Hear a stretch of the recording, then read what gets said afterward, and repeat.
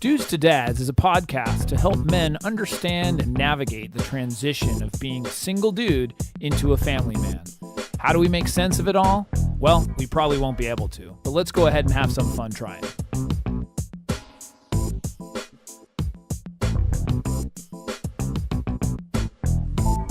And we are back. We are back. I'm Jason Kreidman. Malin Bush. And this is Dudes to Dads. Again. For the 90th time. Can you believe it? 90. We're up there. What do you call it? A center? No, you're nonagenarian. Nocatarian? We're almost centurions. Let's put it that way. Yeah, you're much better at numerology than I am. This is episode 90. And so last episode, I talked to the women. Yes. Had some good feedback, had some bad feedback. Okay. But as good men always do, we like to redeem ourselves. Sure. That's why we bring flowers. Yes. That's why we say sorry. Yes. That's why, Totally makes sense. That's what we do. Yes. So because of that, because I got to do both sides. I think even during that episode, you had mentioned, well, guys are supposed to do, and you're right. But that's not who was listening to Yeah, this. exactly. And I got where you were getting at there, too. So the purpose of this episode is to make right of the last episode. And while we had 7 ways that women can, get their guy to be more involved with the baby, we are doubling that up and doing 14 ways that the guys can help their wife after the child is born. Double down. So we're doubling down what we did before. Yes. I like those odds. Yeah. So essentially, we're now getting back to our regular scheduled programming and dealing with men. Right. Working on dads and how we can improve. So with no further ado, 14 ways to help your wife after the child is born. Okay. First one, have a meeting and divide the labor. You mentioned this on the other thing. It's important for the woman, but agree on who's doing what time, what day of the week, who's doing meal, who's doing laundry, who's doing kid, who's doing whatever. Yeah. Actually write it down, schedule it, do it, keep to it. It clears expectations. Everybody knows what's going on. And then as the guy, do what you're supposed to do. Right. Yeah. Don't neglect it. Number 2, when you get home from work, immediately, we're talking about traditional roles. Sure. Yeah, when you get home from work, immediately take the baby out of her hands. Assuming she's okay with that. You know what I'm saying? Like meaning, hey, I'm taking over. I just got home. I'm really tired. I'd rather sit and watch TV, but you're not saying any of this. It's what's going through your mind. I'd rather sit and watch TV. Yeah. This is a real big because I'm really tired. I had a hard day, but guess what? Yeah. I'm taking the kid right now and I'm going to hold him and maybe I can still watch TV with the child. But you are going to take that responsibility of the child immediately from coming home versus going and doing what you want to do. Right. Like as if your day is done. Right. And hers isn't. Right. So do that. Third one, this one works pretty well. Bring her flowers. So bring home flowers and tell her that they are for her being an amazing mom. That's that right there. Include a card as well. Okay. Never goes wrong. Yeah. Know what kind of flowers she likes. Yeah. Just do it. Yeah. It's really easy. Yeah. Number 4, hire someone to clean the house. If you can't afford it, clean it yourself. Hire yourself. Yeah. Once again, assuming the majority of the responsibility is of her cleaning and keeping care of the house and everything else, make it a little bit easier for her. Yeah. Hire someone. Even if the house is fairly clean. Yeah. It's good to have a good scrub. Oh yeah. Yeah. We clean the house but I feel like a professional does it way better. Oh, way better. Yeah. I never hired somebody to do that, but every time I see someone do that when they have a professional cleaner, I'm like, well, I wonder why they get paid to do Well, when you start having kids too, it's like you don't want to clean it all up. It's like, I didn't like cleaning before I had children. Now I like it less. Yeah. Because there's just so much more to clean. Yeah, for sure. So that's, Number 5, give her a spa day. Okay. That could mean a massage, facial, nails, hair, whatever. If you can't afford that, there's always a reason people will complain about that they can't afford it. How come give these tips? Right. Just give her a free day. Instead of a spa day, call it a free day. So basically, she's not obligated to do anything except something she wants to do. Yeah. Just that's it. Right. You know, and schedule it in advance. So like, hey, this Saturday is going to be your free day. Yeah. Or maybe you can call it something better. Like free day. Well, yeah, like, you know, the rest of the time you're enslaved. Right. Yeah. I mean, there might be a better word for it. That's why I like spa day sounds better. That's or cool. like pamper day or something like something like that, where she can just get something that she likes. Mm-hmm. Number 6, arrange for a babysitter and take her out to dinner. Now, this is a little bit broad. I mean, we can go broader on this and saying like the importance of date nights and all that stuff. But this is just this one act of just arrange for a babysitter, take her out to dinner. If you can't afford a sitter, get family or exchange something with a friend where you watch and they watch. We've talked about that. There's always somebody or some way that you can get someone to watch the child for 2 hours, 3 hours, whatever. Because sometimes also when they're really little, you don't want to be away for that long. Right. And especially if she's breastfeeding, you know, there's all kinds of issues. So just take her out, get her out of the environment. Yeah. You guys, you know, have a date. Really, really important. Number 7, let her sleep. Yeah. Most likely, especially if she's breastfeeding, she's sleep deprived. Sure. You know, that'll happen. If you can do it on a regular basis, that'd be even better. Like as an example, let's say you work Monday through Friday. You say, you know what, Saturday mornings, you get up really early or whatever the schedule is and allow her to sleep in, or if that's going to be more often, whatever. You know, sleep is really, really important. Oh, for sure. You know, and there are sometimes, you know, women have learned that like, you know, they sleep when the baby sleeps, you know, and that's kind of what you learn to do. But there are those occasions and those women certainly who don't have the luxury of doing that. Sure. They just can't, or, you know, their schedule doesn't work that way. So that's important. Make sure she gets sleep. Number 8, let her know she is beautiful. So she may not believe it, but it's really important. You know, it could sound something like, you know what, I saw you with our child and just, you really are beautiful. You know, I mean, just something like that. I mean, you don't have to say, you know, hey, I saw you naked and you looked, you know, whatever. You look hot. Because there's going to be, you know, she's thinking ulterior motives, which she may or may not be up for. Yeah. So, you know, just telling her that she's beautiful is a better way of doing it, and do it regularly. You know, she needs to know that you are still attracted to her and that you think of her that way. Right. And guess what? If you don't think that, do it anyways. Exactly. Sometimes you just got to do it for the purpose of the relationship. Number 9, don't take irrational behavior personally.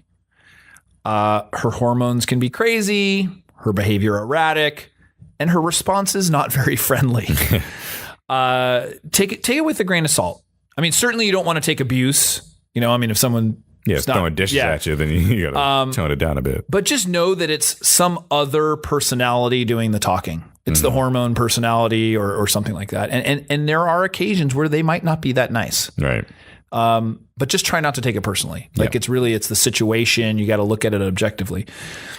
Number 10, give her a massage without expecting sex. I added that in there because that's important. That's funny. That could be rubbing her feet. If you don't like that, maybe massage her neck and shoulders, whatever. Just being gentle and giving her that, you know, that affection, if you will, is important.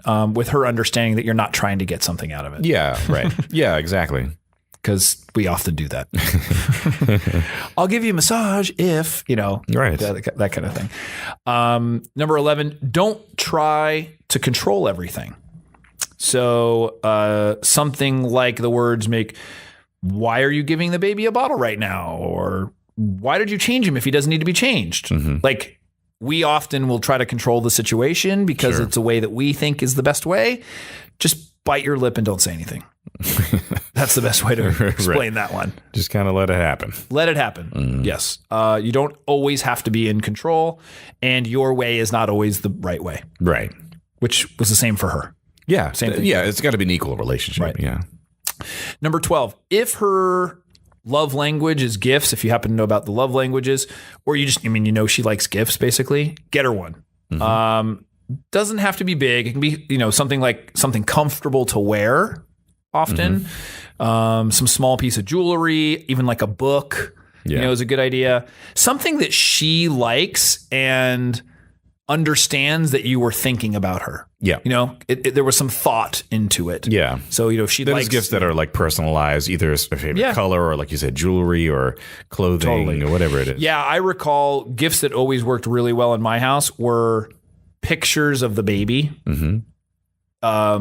Personalize something for her. Like, in other words, you could do a mug, you could do a calendar, you could, something like that was for her, but it's a picture of the baby. Yeah. That they love that one.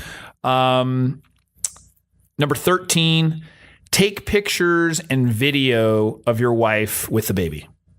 So she will value that for a very long time with those pictures and the video. So if you're not somebody who does that, think about doing it. Right. I mean, nowadays it's so easy. It's really easy to document things now. Yeah. I mean, and people, I think they overdo it now, but like it's on your phone. There's like special cameras you can just carry around with. Yeah, I don't think there's too many people that do that, but make sure you're taking the picture of her with the child.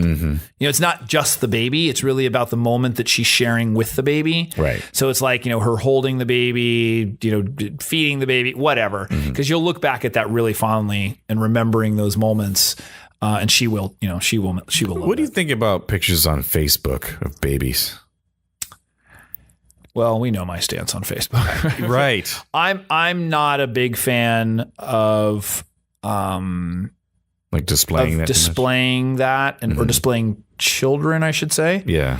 But that's for me. I mean, you know what? I mean, everybody's got their own thing. It's I agree with you. Yeah. I mean, I can't really say what's good for everybody. I mean, there are certainly situations that, people have talked about dangerous, but I don't want to live my life in fear either. No. I don't mind even like the display of your, what you're proud of. And well, especially, like people put a newborn or something. That's awesome. I mean, that's a huge milestone in their life. And people like to, if they're going to share the taco that they're eating, I'm sure they're going to want to share the baby that they're having. So, well, that too. It's like, I don't need to know everything about your taco. Well, yeah, no, I know. But it's Thursday and I was watching the show and that's great. But I mean, that's a different thing than having a baby. Like I get it. If someone wants to post their baby or, same thing with like your wedding photo or your engagement photo. I mean, those are huge milestones you like to share with people. So. Yeah. And everybody loves hearing how cute their baby is. It's like, oh, it's so wonderful. Yeah, exactly. 20 likes and right.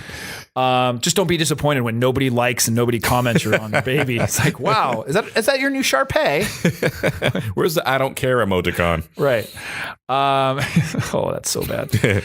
So, and then the last thing, number 14, being really active with the child. So, this is kind of an overarching thing with all of this stuff, but basically it means spending time, giving affection, being involved as much as possible. Yeah. Women love that. Sure. They really, really appreciate it and love seeing it, love experiencing it. The fact that there's the bond between, the dad and the kid. It warms their heart. That's the best way to sort of explain it. Yeah. Unless you've got a woman who's like really jealous or something like that, which I don't know that exists. Set of problems. Yeah. Because most women are very concerned about the love and health of the baby. So I don't think that that's the case for most. So just being really, really active with the child would go a really long way. Yeah. So these are the ways that dads can help their wife after the child is born. The episode before this, 89, was how women can affect that. And granted, I only gave them half the tips. So women only have to do half the work. Theirs were just more deeper and emotional. Sure. Versus these are more task oriented. Sure. Because that's how guys think. If that's any indication, like the women's is all about like the feeling, the emotion, what we need out of that, the depth, all this. Yeah. This is like, go buy her flowers. Yeah. Like do these things in this order. Right. And that'll work. Well, because there's meaning behind all of these. Yes. It's easier for guys to follow tasks. And kind of harkening back to the previous episodes, guys sometimes just don't know. Right. They just need to be told what to do. Well, it's hard sometimes to articulate how you feel. Yeah. And guys may not feel comfortable with it or know how to articulate what they're feeling and how, or even what they feel of her, So this is, sometimes it's better to show it. Yeah. Granted, if your woman is verbal and one of her love languages is words of affirmation, which is then you're screwed because you're going to have to talk. So you're going to have to figure that one out. Right. So if you have any suggestions, comments, criticisms, praise. I don't know what else. Email us, podcast@dudestodads.com. Anything else, Alan? Twitter. Oh, yeah. @dudestodads, and Facebook, dudestodads.com. Yep. And also go on YouTube and subscribe to our videos. That's right. Watch us talking this stuff here. And then also, please go to iTunes and or Stitcher and leave some reviews for us, preferably 5-star reviews. It just helps with the process of getting the show out there.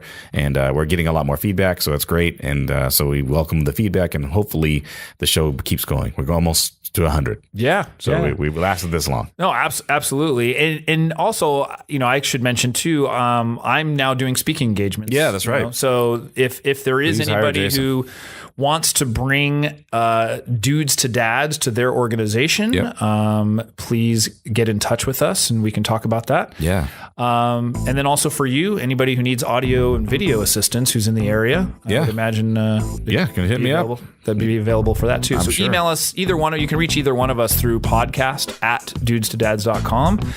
And with that, Alan, thank you. Thank you. And we will see you next time. See you next time.